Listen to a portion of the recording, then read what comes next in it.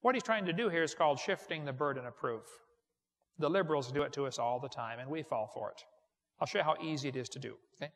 Suppose I said, watermelons are blue on the inside until you cut the skin. Prove I'm wrong. That's called shifting the burden of proof. That'd be pretty hard to do, wouldn't it? As soon as you cut the skin, so see, it turned red. I was right. It was blue a second ago. He says, I have to prove there's no Oort cloud. Now, wait, Dave. Here's what we know. We know we have comets. We know they don't last more than about 10,000 years. We know the Bible says the earth is 6,000 years old. I don't have a problem with comets.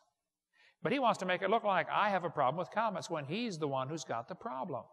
The Bible says the heavens declare the glory of God. It's interesting. Evolution theory has the sun and stars evolving before the earth. The Bible says God made the earth before the sun and stars. Everything about the evolution theory is backwards to the Bible. Every single thing, absolutely backwards. These theories don't match. Everything's backwards. The Bible says man brought death into the world. Evolution says death brought man into the world. The Bible says God created man, and evolution says no, man created God. These theories are polar opposite. People say, couldn't God use evolution to create? Well, he could have, but it's not the God of the Bible, that's for sure. The God that would use evolution is cruel, wasteful, and retarded. It's not a God you'd want to pray to, that's for sure. Cover more on that on video 7 of the Blue series of tapes back there. The psalmist said, when I consider thy heavens. By the way, heavens is plural. We get into that more on video 2. He said, when I consider. Kids, you do yourself a favor once in a while to shut off that TV and go outside and consider the heavens. Go see what God has done. The psalmist said, while I was musing, the fire burned. The word muse means think. Think. The Bible uses the word twice. Think. Now, English is a pretty interesting language, you know. A theist is a person who says he believes in God. If you put the letter A in front of a word, it means the opposite. So an atheist is a person who says he does not believe in God. Muse means to think. You got it. Amuse means literally to not think. Did you know we've got entire parks where you can pay money and go do that? They're called amusement parks. A place to not think. He said, when I consider thy heavens, the work of thy fingers, the moon, the stars, which thou hast ordained, what is man that thou art mindful of him? You know, it's interesting. A person that spends his time considering what God has done is just not impressed with what man can do. And some of you parents ought to go home and look in your kid's bedroom, and if what you see all over the wall are pictures of sports heroes, you listen carefully. You're training your kids to meditate on what man can do, not what God can do. And his brain, his thinking process is going to be about that deep. You know, the depth of his understanding is, wow, he threw the ball through the hoop. Oh, who's going to care in 1,000 years? Who's going to care in 5 years? Does anybody know who won the Super Bowl 5 years ago? Does anybody care? Doesn't matter, does it? All those grown men out there fighting over that one ball, and they can all afford to go buy their own. I mean, it's not sinful. It is just dumb to pay a guy $5 million to carry a pig bladder down a cow pasture through some plumbing. It's not going to last, folks. Think about things that are going to last forever, like what God has done, okay? Meditate on that. The Bible says, speak to the earth, and it shall teach thee. The earth is like a big magnet. Now, magnets always lose their strength. The Earth's magnet has lost 10% of its strength in the last 150 years. That means, of course, it used to be stronger, since it's getting weaker, and it cannot be more than 25,000 years old. Just the Earth's magnetic field decline limits it to less than 25,000 years, and that also means carbon dating can't work. Give you a few examples here. The lower leg of a mammoth dated 15,000 years old, but the skin was 21,000. One part of a mammoth is 29,000 years old. Another part's 44,000.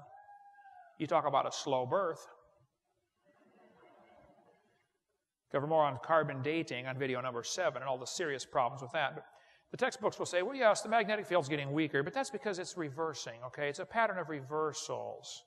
No, there are no magnetic reversals in the magnetic field at the bottom of the ocean. We covered that on video 6. This is all part of another theory called Pangea. How many have ever heard of Pangea before? That all the continents used to fit together. Well, I bet they didn't tell you they shrank Africa nearly 40% to make them fit, did they? Did they tell you they took out all of Mexico and Central America? Señor, ¿qué pasa? ¿Dónde está Mexico, Panama, Costa Rica, Guatemala? And they don't tell you what I think ought to be obvious to a kindergartner. Did you know, if you take the water out of the oceans, you will notice there is dirt underneath. People say, Hovind, do you think the continents were ever connected? I say, well, what do you mean? They're still connected. I mean, like right now, it's just the low places are full of water, that's all. What do you mean, were they connected? Hello, they're still connected. What a dumb theory. We cover more on that on video number 6 about Pangea, on what's called the Hovind theory. But the Earth is spinning about 1,000 miles an hour at the equator, but the Earth is slowing down. The Earth actually slows down about 1,000th of a second every day. The Earth slows down. Astronomy magazine ran an article in 1992. They said, Earth's rotation is slowing down. June will be 1 second longer than normal. We will have a leap second. Leap second? Yep. They have to have a leap second about every year to year and a half because the Earth is slowing down. Now, kids, this is going to be complicated, so listen carefully. The Earth is spinning, but it is slowing down.